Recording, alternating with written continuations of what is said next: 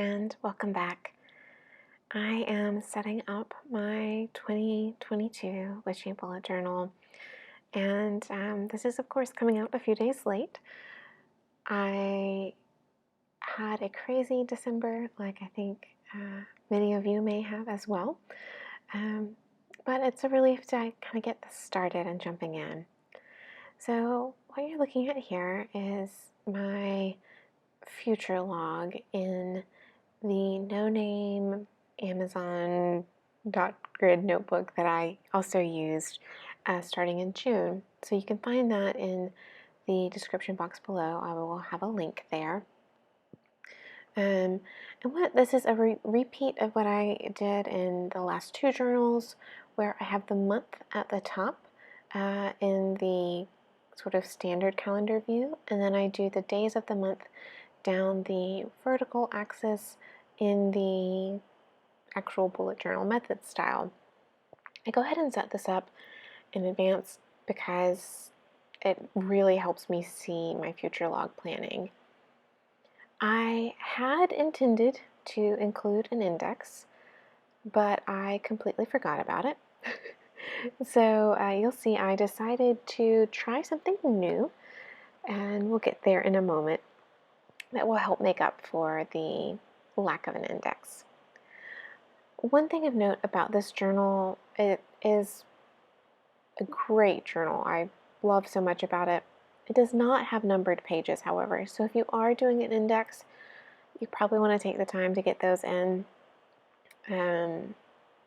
For the last one, I just numbered the odd pages.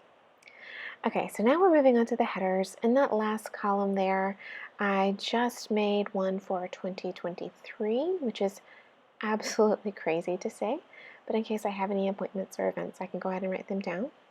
The next page is for the moon trackers, and here you see the moment I decide to try tabs like Elizabeth of Plant-Based Bride has been using lately. I'm excited to be trying this. I like I say, it was gonna cover up for the fact that I forgot the index, but it is what it is. So at this moment, I am doing the space for my year ahead tarot spread, and on the left there is my space for my monthly moments or memories. I'm trying something different with the year ahead, where I will write the card and the phrase in that tarot card shaped box. Okay, I got really excited about this. You can see I'm using my old journal here with my scrap page in the back where I was testing out theme ideas. And I'm using this piece of paper to write my year at a glance in. This is standard for me. I always have one. I love having it, the way it helps me cut down on looking at my phone during setup. But you probably have noticed I often need to flip back to it during my monthly setups. So this year I decided to write it out in another piece of paper, cut it out, and paste it into the front of my new journal as a flip out. So I am super excited with how that turned out. In a moment here you'll see me using my X-Acto knife to cut it out. I actually cut out a whole booklet of paper, which was interesting. I didn't realize there was that much blank paper left in there, but it has turned out to be useful. There you go. So see, I'm cutting off part of the page there, putting in my headers, and I will tip it in. Later, I do go back and shorten it as well to make it easier to grab. And now you're getting your first glimpse of my colors for this front of journal setup. I'm using these green and gray and yellow tones. Absolutely love the way they turned out. Yep, so there you can see I have my tip out. And then I'm going through. Right there, I made my first mistake. I did February with the color for January because I forgot that I was skipping January in my future log, since January, of course, is now and will be set up. So yes, you can see that the flip out there on the left. I love the way that looks. Going in now with this Tombow dual brush marker and marking off the weekends just really helps me when I'm looking at these and getting a glance of comparing the vertical to the calendar layout. I do regret one of these spreads, the numbers shifted a little. I didn't, on the left side, the calendars ended a week sooner, so I left the space and then started, but then on the right side, the calendar went a week longer, so it shifted down by a number. There you can see I have penciled in my sort of wheel of me check-in, and I'm doing my numbers there to write my affirmations for each area of my birth chart. For those of you who may not have seen some of my other videos, this is a sort of check-in I do every time I set up a new bullet journal, similar in taste to like a level 10 life, but I check in with the different areas of my birth chart and kind of write how I'm doing in those, and then on the numbered section you saw I write an affirmation or like a vision for what I want that area to be. This year I have not and will not in this video be writing in my goals. That's because I am going to go through first and do that personal check-in and kind of tweak my goals based off that a little to make sure that the goals I'm setting for myself this year are in alignment with my bigger long-term goals. And one spread I am going ahead and setting up that has to do with goals is my cleaning spread. So for this, I am drawing boxes to represent my yearly task, quarterly task, monthly task, weekly task, and daily tasks. I am planning on going with a variation on the Fly Lady system again this year, but like I say, it's a variation, so I tweak things a little for myself. And here we are getting into my first illustration. So this front of journal setup, I stuck to almost exclusively ferns, and that it was actually really interesting. I thought ferns would be nice, but I thought I don't know if I actually want to do that. And then I've been trying to sort out my word of the year. I definitely am seeing some themes in my year ahead spread, seeing some things that are just coming to the forefront in my life that I want to focus on, but I've been struggling with exactly how to express that. So as I was looking at that, confidence and self-confidence came up. And when I was doing my quick search on flower symbolism, the first thing that came up for confidence was ferns with confidence and magic and enchantment. So just confirmed that that's what I wanted to do for my front of journal setup. So you saw me put those in behind those cleaning trackers. Here, and a great change from every bullet journal I've done so far, I am doing my reading tracker as an actual table instead of as a bookshelf. And I am doing a little bookshelf at the bottom down there, you can see, as a nod to the setups I have always done, and also just because it makes me happy to see. So on the left there, I'm using a Tombow dual brush marker. I will get that color for you at another time, and it will be in the description below, to do a sort of open leaf fern. And then in the top left corner, I do one uncurling. So I don't know, what your experience is with ferns, but one thing I love about ferns is their, at least many varieties, have a great tolerance to a lack of water.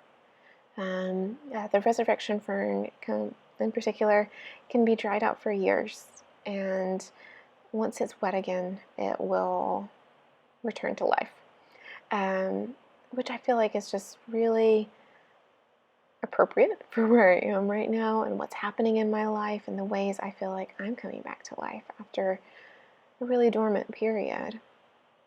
So there you saw me penciling in and pasting in a birthday chart. Now, of course, I could put these in my future log, and I probably still will also add them to the future logs, but I wanted a place where I could put in birthdays that I could reference again when I'm setting up for the next year to make sure that I don't miss someone's birthday because it was in my future log and I didn't see it in with the other appointments. I just love the way these colors are coming together here.